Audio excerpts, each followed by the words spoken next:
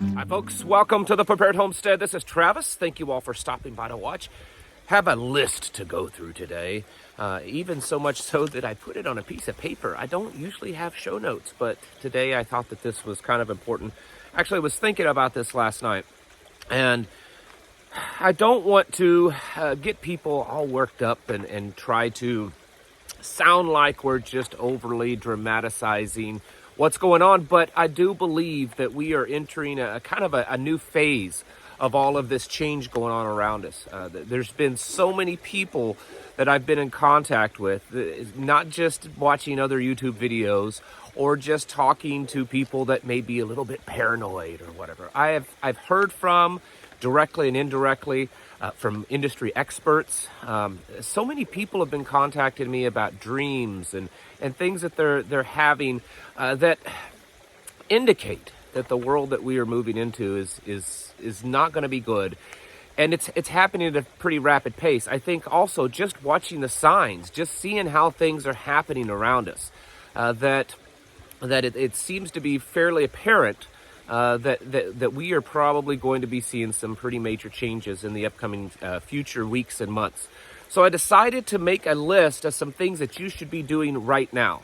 Now, I'm not making any predictions on timeline. You know, even if, and I was thinking about this, because we live in such an instantaneous world where we're used to things happening very quickly and having things at our fingertips and not having to be patient. And even if these things that we talk about changing take 2 years to happen, that's actually quite quick, folks. So we need to be making some very important major changes in our lifestyle and getting ready, because it could hit us pretty quickly, and I don't want any of you to be caught off guard. So I just want to go over some things that you need to be making important strides in your life to try to accomplish some of these things. This is not a complete list at all. These are just some things that I was thinking. I was up late last night, just before I fell asleep, and just started jotting some stuff down. Number one, and this is the most common and obvious one, you know, as preppers and homesteaders, and that's food storage and food production. But I wanted to go ahead and talk about it anyways. Even if you have what you feel is a good amount of food put back, don't stop. Keep doing more. You find stuff on sale, a good deal on something, keep stocking up. Make it a hard priority. Put some serious effort into stocking up on food, but then also your food production. If you're planning on waiting till March and April to get your seeds and to kind of start on your gardening and stuff, you're probably waiting too late. You need to be doing that now. And if you live in an apartment, fill that apartment full of potted plants that produce food and produce medicine. In fact, the vast majority of medicinal herbs can very easily be grown in potted plants. They actually do really well. And there are several garden vegetables that do really well in potted plants. So even if you don't have a homestead, you can certainly be putting out as much as you possibly can this year. And every little bit helps, but one of the good things is it's teaching you and training you on how to do it, because gardening, growing food, there is a learning curve to it. You don't just go out there and throw seeds in the ground and expect to have a bountiful harvest. So certainly be doing that, just getting ready to produce a lot of food. Whatever your food production has been over the last few years, it needs to be expanded. I can't emphasize this enough. Grow more food, raise more food. You know, if you have 10 chickens, try to have 20 chickens. If you have, you know, a few sheep or goats or rabbits or whatever it is that you're raising for meat, try to expand that a little bit, because you're gonna need that this year. Also, greenhouse, hoop house, strongly encourage you to do something like this. You don't have to spend a whole lot of money to do this. There's countless videos out there showing how to build something like this on a budget. And with the changing of the earth and the solar system, and the very possibility of entering a phase of pole shifting and stuff like that. You want to have as much protection and extending that growing season out as much as possible. So greenhouses and hoop houses are just a must. Talk to your local farmers. Try to work out ways that you can purchase directly from them or barter, trade with them, and then other local trades in your area. These are all pretty common things that everyone should be doing. You need to plan and have a good solid plan to lock yourselves down in your house, or if your plan is to bug out, what is that? You need to go over that, revisit that plan, and make sure it's as solid as you can. If your plan is to bug out, and if you've watched my channel for any length of time, you know that that's not usually what I advise. There are certain situations where it's necessary. But if that is your plan, the only two ways that I could ever see that it could be successful is to be very early on your bugging out, or waiting and hunkering down until the big excitement is over, and then bugging out then. But make sure that you have a solid plan. If your bug out plan is to just go out into the woods and try to eke out a survival, that's not a good plan. You need to know where you're going. You need to have routes and alternate routes to get there. Potentially having some things cached along the way to help you get to your bug out location. And then having supplies at your bug out location, because you can't carry everything with you. Go over this kind of stuff. Revisit your medical plan and training. Make sure your medical supplies, over the last few months, we've seen an increase in shortages in over-the-counter medications, prescription medications, and medical supplies. This is going to be a place that probably a lot of people are unprepared in. So make sure that you have what you need, because you can have all the food, you can have guns and bullets and all this kind of stuff, and a simple injury, a cut, or an illness can end it for you if you don't have the adequate supplies to take care of it. So certainly do that. You need to be planning for chaos. Plan for chaos. Have a security plan. Know it well. Start training and do it more often. Train as a family, train with your crew or your team or your mag. Plan for chaos, folks, because it's very possible that while we have been going through this for a while and it seems to be this slow progression, that at some point it could kind of all fall off the cliff. It could be that final straw that breaks the camel's back. The banks shut down, or a run on the banks, or, the dollar crashing in almost an overnight scenario, causing people to panic and to things to go into chaos. This chaos could last for an extended period of time, or it may only last for just days or weeks. But either way, there could be potentially a lot of chaos happening in pockets, regionally, and maybe even nationally. So have in your plan, what do you do when things just overnight go crazy? Are you ready? Don't be shell-shocked when that happens, because that's a killer, allowing yourself to be shell-shocked. And that's very common with anyone the first time around. So you need to think about this and get yourself mentally prepared for potential for chaos to just be happening very quickly. Work on your communications, if it's within your family, within your mag, your team, your crew, your tribe, whatever it is. Radio communications, ways to talk and to exchange information, to let each other know. For instance, if you're someone from your mag or your tribe has to come over to your property, you want to make sure that they have a way of notifying you that they're the good guys, that they're on your team, that they're coming in. So certainly do that. Also, your intel gathering as a group. You need to be able to respond quickly as things start to collapse. So people in your group need to know how to gather intel or to give reports to the group on the changing of things. If there is, rioting that happens to start in your area, to be able to disseminate that information to everyone. If there's, word on the street that the law enforcement, federal, local, whatever, is starting to do certain things, or if the ATF is in your area checking on all the pistol braces, whatever it is, you need to make sure that your intel gathering and then the dissemination of that intel within your group, you have a plan. Know the obvious routes in your area of danger. You have the advantage of being on the home front. So if things start to happen, if chaos starts to ensue, violence, bands of people rioting, whatever it is, it's your turf. So use that to your advantage and know the obvious routes that people like this would come in. It's generally not like the movies. I mean, sure, they could just start, running through the woods and stuff, but most people, especially people that don't have a lot of training, they're going to go the path of least resistance. And so they're most likely just going to be coming down roads, and know where those roads are, and areas that ambushes could be had, or that they could do, ways to cut them off. Don't wait until the fight is at your front door. Keep it as away from your house as possible.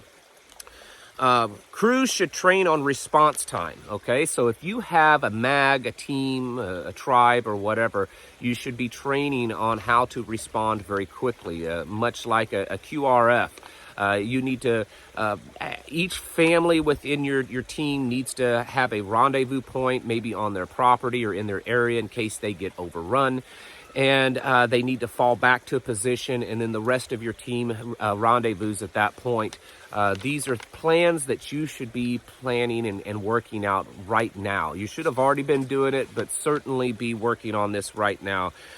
Keep maintenance up on your vehicles. Make sure that if you need tires, don't wait until they're really bald and splitting and barely usable. Keep the maintenance up on your vehicles for certainly a while. I wouldn't allow your gas tanks to get below half a tank. And then having a few spare parts, it's sometimes, especially on the older vehicles, if any of you have, and you should really, if you can, have an older vehicle that's easier to maintain and may be able to endure a rougher life than some of these more modern plastic vehicles. So if you have an old type farm truck or something, it's actually not too expensive to have a spare set of tires. They don't have to be great. They can just be, decently used tires that you can quickly change out if you need to. Planning that way is certainly a good idea. And then, of course, having extra fuel put away for those vehicles. It doesn't have to be a lot, but 20 to 40 gallons of fuel, and then you put that into your rotation so you're actually filling your tank up with that fuel and then refilling those gas cans up. It keeps the fuel pretty fresh, and you don't have to really worry about stabilizing it for long term. Stock up on ammo, guns, and parts. This should just be common sense. Right now, ammunition is actually pretty good price. It's the lowest it's been in the last few years for the most part. So I would certainly be stocking up on that, making sure, it's pretty apparent that they're going to start coming down. They already have on firearms. They're wanting to take all them away from you. So certainly make sure your defensive tools are lined up. And then I would have parts for them. I always advocate having spare parts and having at least some basic gunsmithing tools to do basic repairs to your firearms. Most anyone can do that. There's lots of videos out there to show you how to do little basic repairs. So certainly have that stuff lined up. And then you need to be training. You need to be training on a regular basis. People ask often how much ammunition you need to have. Well, there's two parts to that answer. First, you need to have the ammunition, a certain amount of ammunition put back for use when it's time to use it, okay? And that could be different for everyone, really a lot depend on the budget, but, rifles should have, I would guess, my estimates, minimum between 2,000 and 5,000 rounds. Pistol, probably at least 2,000 rounds, but then you need to have your training ammo. You need to have ammunition that you're training with. And while you can still buy it, if you can, train with 100 rounds a week, that's really should be a minimum at this point. You need to be making sure that you're functioning properly, your weapon's functioning, you know how to use it, and you're increasing your proficiency. So you need to be working on all of this kind of training. Your property security, dealing with immediate overnight chaos, and making sure that you're proficient in using the tools that you're going to use to protect your family and your property. Think of your property like an island, okay? When it comes to preparing, when it comes to preparing, think of your property like an island. I've said this many times. If your home was cut off from the outside world, what do you need and what do you need to be doing to make it survivable? I know that's probably an impossibility, but we're not going to really be cut off. But if you think of it that way, it really kind of helps gather your thoughts and focus you into some of the things that you should be doing. And then also treat it like a fortress when planning for your security. Have you kind of really walked around your property and looked at problem areas that an enemy could use to their advantage as cover and concealment, or to be able to approach your home or your property without being seen? Is your property have too much stuff on it?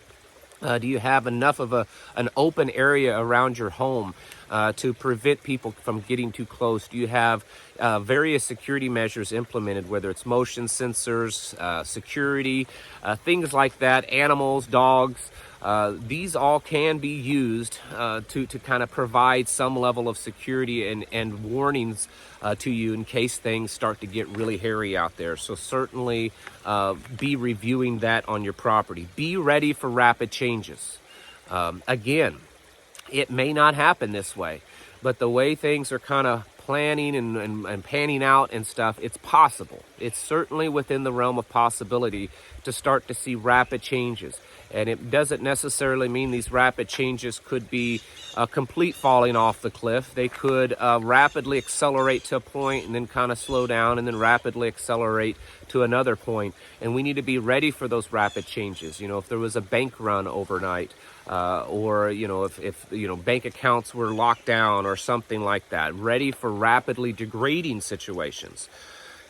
And then the last is just dealing without infrastructure. You know, the grid and other forms of infrastructure, you know, fuel, whether it's in your car or natural gas or, you know, obviously electricity, water supplies, things like that. They may not completely go down, but depending on the severity of chaos, they could go down for a while. We could potentially see, small, blackouts and things like that in various parts of the infrastructure. So you definitely want to be prepared for that. You know, how prepared are you to go without electricity for a week or two? It could be permanent, but what if it's just a week or two? Can you handle that at least? Do you have a plan on how to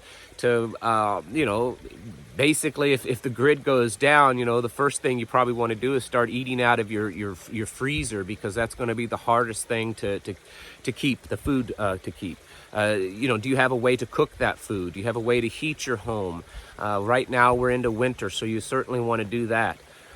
Be prepared for at least periods of blackouts and periods without certain utilities and infrastructure.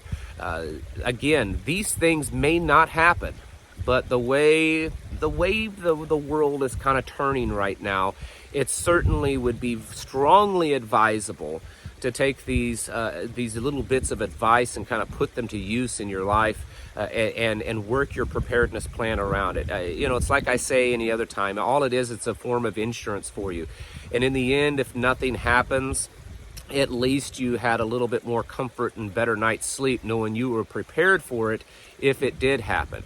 Folks, right now is the time to get your houses in order. Time to prepare yourselves mentally, physically, and spiritually. Thank you for watching, and I'll catch you in the next video.